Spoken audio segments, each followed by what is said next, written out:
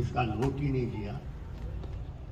बाजवा साहब जाते जाते जो पंडोरा बॉक्स खोलने की कोशिश की थी या खोल के गए थे, बाजवा साहब ने फरमाया था कि बांग्लादेश सियासतदानों ने बनाया।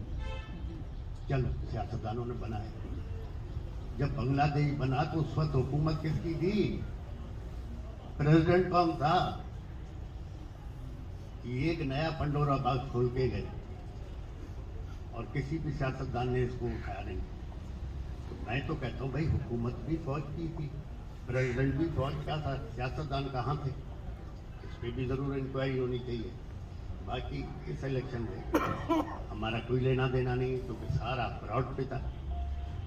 जो बेदर्जी साहिबानी कर सकी, जो भुट्टो साहब मरूम नहीं कर सके, जरदारी साहब ने कैसे करके दिखाया। या खुदाई की तरफ से वैसी मदद हो गई उनको। अब हमारे मरोज भाई हैं, वो तो चिड़िया भी नहीं मार सकते, उसके भी केस